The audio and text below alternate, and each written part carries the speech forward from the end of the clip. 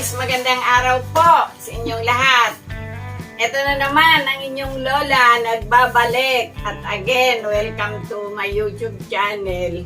Gagawa ako ngayon guys ng square pants. Ito, dati ko na pong pattern to at na-vlog ko na ito nung ginawa itong padron na to. Ngayon, 3 piraso po yung gagawin kong square pants. Bali, ang size po nito ay pwede sa small, medium, large. Ganun lang po. Pero pagdating po sa XL, hindi na po ito po pwede. Ang tela natin guys ay 1 yard at ang width nito ay 60. Ito lang po ang uubusin natin dito sa isang square pants. Kasi guys, ito, wala itong bulsa. At napakadali lang pong gawin. 2 piraso lang ang pattern nito. Ayan, tig 1 yard po ito at 60 ang width. At ang tela po nito ay Chalis cotton. Ngayon, yung price ng tela, i-PM nyo na lang po ako. Kasi basta Chalis cotton po ito at ito ay yung original na Chalis. O tara guys, ipapakita ko sa inyo kung paano ko siya ikakat at kung paano nyo siya matitipid para magkasya itong 1 yard na tela natin. Oh guys, ito na yung tela natin. Nilatag ko na siya ng sabay-sabay kasi ito. Oh yan. Kasi isa lang naman ang width nito, tapos isa din lang yung sukat. Kaya nilatag ko na siya ng ganito. Ngayon dito, gugupitin na natin. Sabay-sabayin ko na siya. Oh, ito guys. Ngayon dito, ito may sobra dito guys, kaya isobra nyo na din lang siya doon. Pwede nyo naman pong i-fold yung bewang niya kung nahahabaan kayo, pero mas gusto po nila kasi yung high waist. Ngayon guys, dito, mag-allowance kayo ng 1/4 dito sa side para doon sa dadaanan ng karayom. O, yan. Pagdating dito sa laylayan guys, eto, eksakto lang po tayo. At ang itutupi po natin dito mamaya ay 1 inch lang. Tapos dito sa side, yan, dito guys, pwedeng isagad nyo yung gupit ninyo.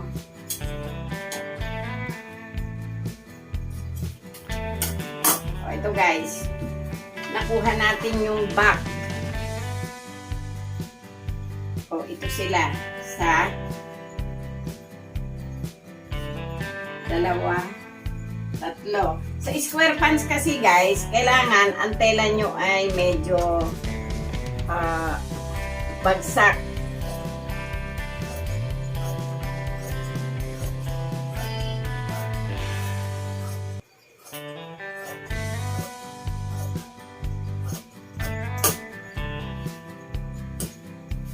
Ngayon, yung kinuha nating allowance doon, ganun din yung kukunin nating allowance dito. O, yan siya guys.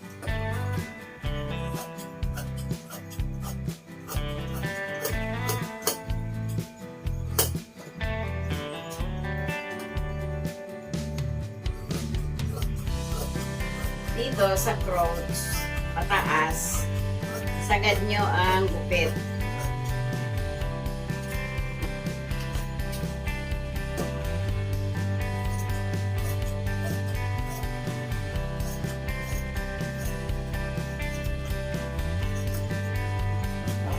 Yung back, dudugtungin na muna natin dito sa straight bago natin i-pipe thread.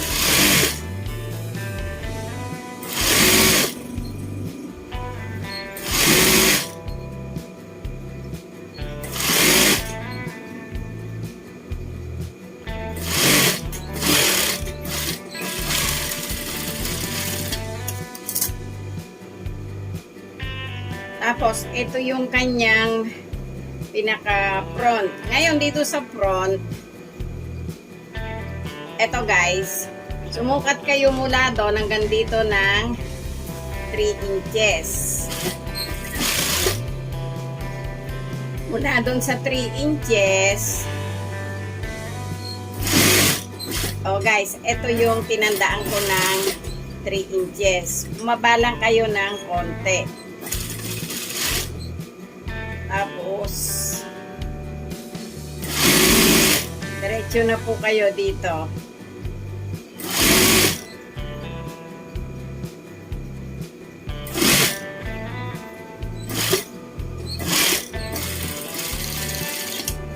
Yon. Ngayon, doon sa 3 inches, eto guys, etong tinahian nyo dito, ayan o, i-flat nyo ng 1/4, lumampas kayo doon sa half inch na hindi natin sinakop ng tahe.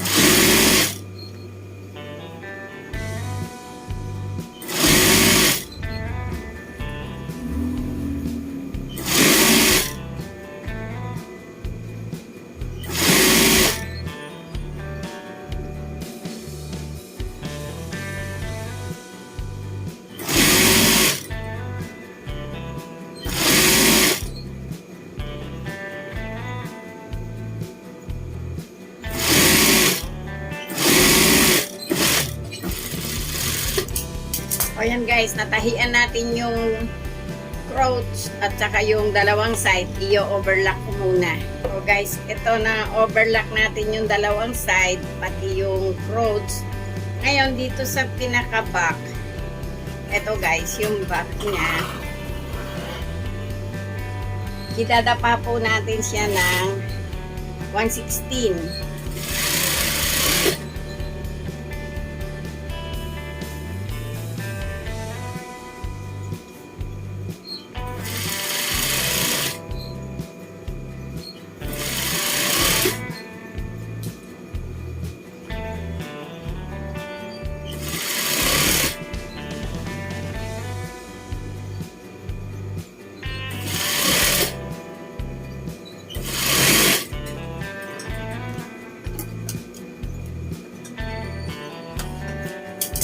O yan. O guys, dito na tayo sa crotch. Pagdikitin nyo doon, tapos magsimula kayo dito sa banda rito. Yan, mga 3 inches.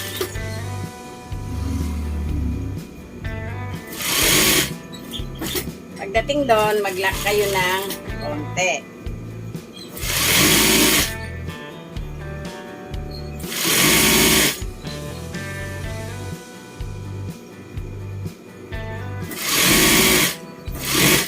O, itong laylayan guys, in-overlock ko na ito. Pagdating dito, i-fold nyo ng sabay 1 inch.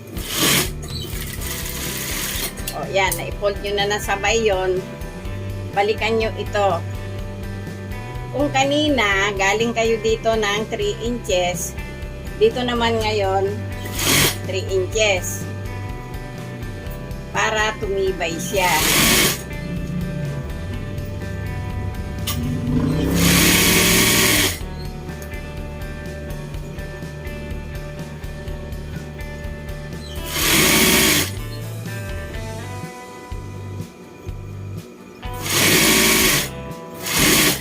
O, dito na tayo sa kabilang to. Kanina, doon 1 inch. Dito, 1 inch din.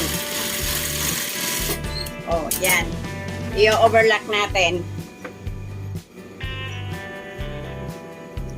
na-overlock na po natin yung pinasadahan natin dito. Ngayon, tutupian na natin yung 1 inch na pinold nyo. Ayan o. Pag nakapold na ganyan, pag magtupi na kayo, eto na siya.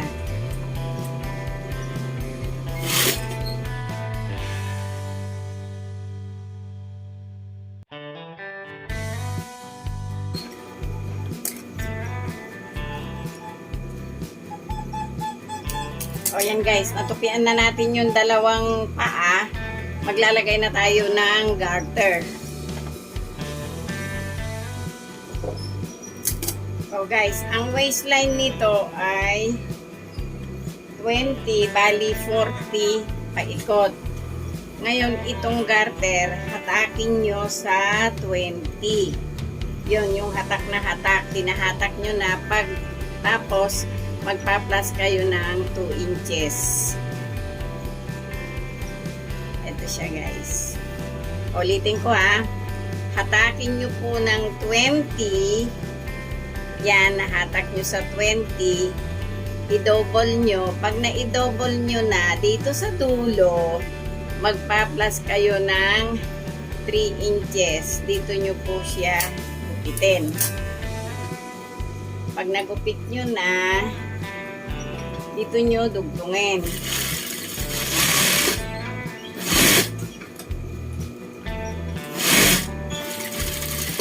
O, yan na, nadugtong na natin. Tapos guys, dito nyo simulan sa likod. Yun, idikit muna natin siya doon na pag ganon. Lumabas kayo doon. O, nakadikit na tayo. Kunin nyo yung gitna. O, ito, ikapit. Dito sa gitna, pasada nyo na po. O, yan. Hawakan nyo dito sa unang kinapitan nyo. Hatakin nyo ng ganito. Ipantay nyo yung tela sa garter.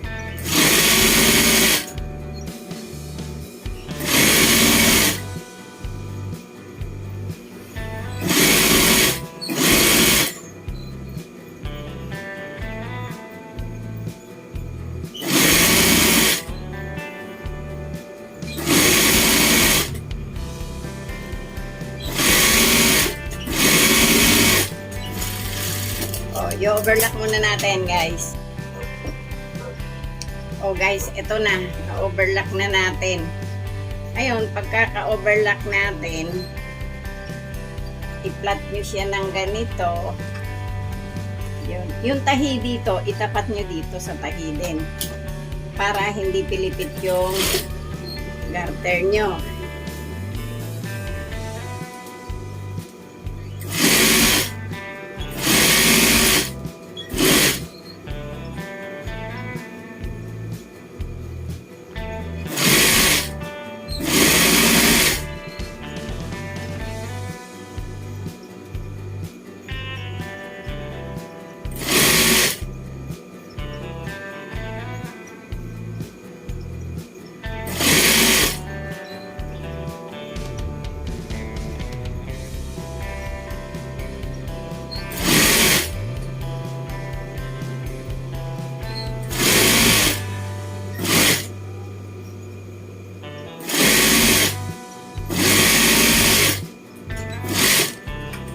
O yan. Ngayon, meron tayong cord.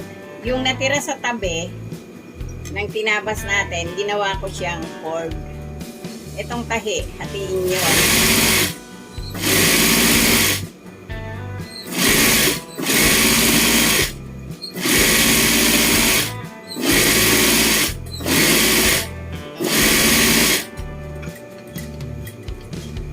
O. Ito na siya guys. Ilalagay ko itong cord. Yung iniwanan natin na 1/2 inch. Ngayon dito, susuot nyo na itong, suot na natin itong cord. O, ito guys, o. O, ito.